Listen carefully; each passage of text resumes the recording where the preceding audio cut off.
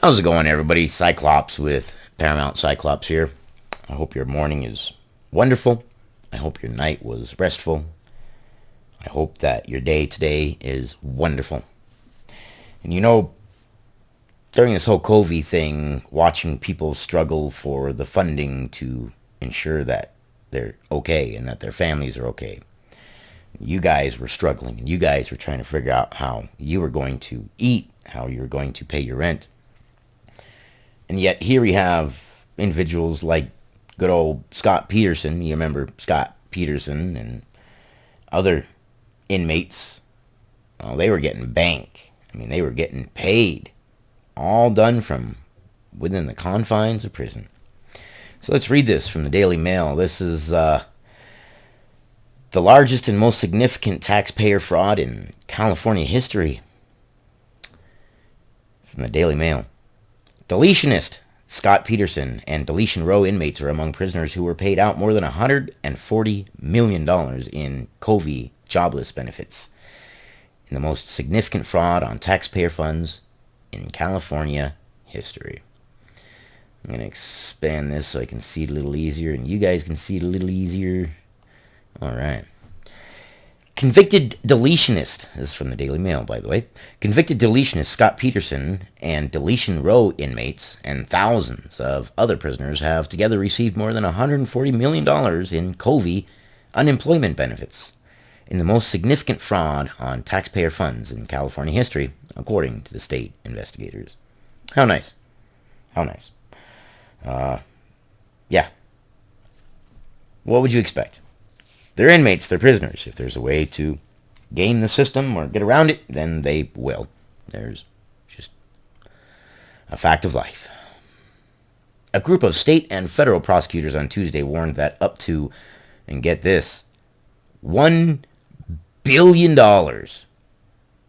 in payments may have been made by the state's Employment Development Department to inmates incarcerated in California's prisons and jails from funds that were supposed to go to citizens struggling during the pandemic. It was supposed to help them get relief. And no, it went to the inmates. Because, of course, anymore nowadays, I'm just not even shocked by this sort of thing. It's just, the shocking revelation, I just said it wasn't shocking, led Governor Gavin Newsom to announce the introduction of a task force to investigate and tackle the alleged fraud among the prison population.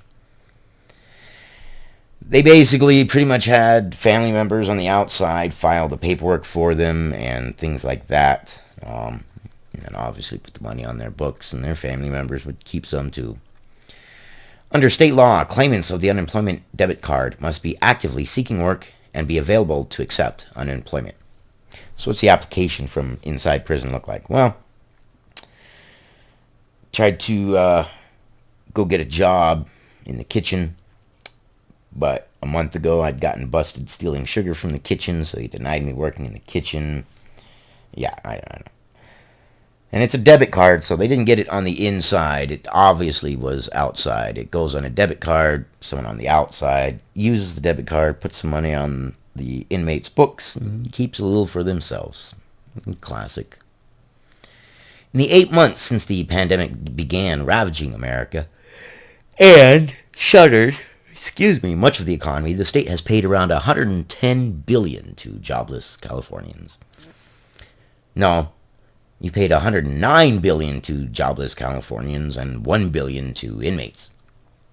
The system is overwhelmed with about 580,000 claims, many of which will be legitimate, stuck in a backlog. But the inmates got theirs. However, while many newly unemployed residents have struggled to access the much-needed funds, scammers inside the state jails and prisons are skirting around the rules through a number of means, such as having family members or friends filing claims outside of facilities on their behalf, investigators said. Yeah, and there's Mr. Peterson right there. Boy, does he look different. And these two lovely gentlemen. This guy here, he was the Yosemite, that's what it was. Yep, I had to read that. Yosemite Park deleted 4 ladies. Yes, so he got $19,000. This lovely gentleman right here deleted an 8-year-old child, and he got $14,000. Beautiful.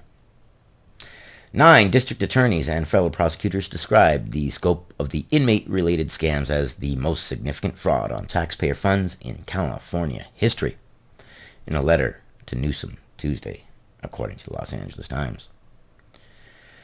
In the letter, the prosecutors claim a number of notorious inmates have benefited from the COVID relief funds, including Peterson, who was convicted of deleting his pregnant wife Lacey and their unborn son in 2002. Yeah, I remember that case. Yeah.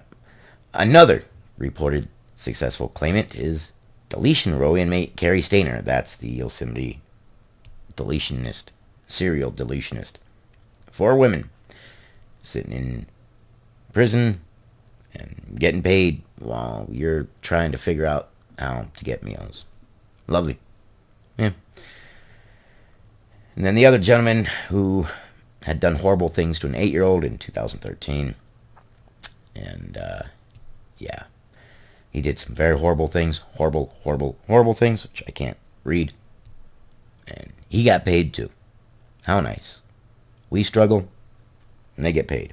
Well, I'm not struggling, but America struggles, and the inmates are getting paid. It's not clear if each of these 3 deletionists filed their claims themselves or if they were filed by someone else under their names. They were filed by someone else under their names. It's a debit card. They're not going to sneak the debit card in. Number 1, too much of a liability. Number 2, if it gets caught, it's got your name on it. They can look up the numbers and trace everything you've ever bought. And it's more likely that the debit card is on the outside and someone applied for it on the outside. Sacramento County DA Anne Marie Schubert, who headed up the task force investigating the fraud, said prosecutors uncovered more than $140 million had been paid out to inmates across the state's 38 prisons between March and August this year. Wow. Well, brave new world. You can't fault the inmates. I mean, obviously you can't fault the inmates because the inmates are doing what inmates do. Find a way to game the system. They've got nothing but time to sit in there and read and figure it out and put it into practice. And they don't need the internet. They've got individuals on the outside that have the internet, can do the research for them and mail them paperwork or whatnot. So yeah. Oh, wow. Thoughts and opinions. What do you think? I love you guys. See you on the next one. Oof.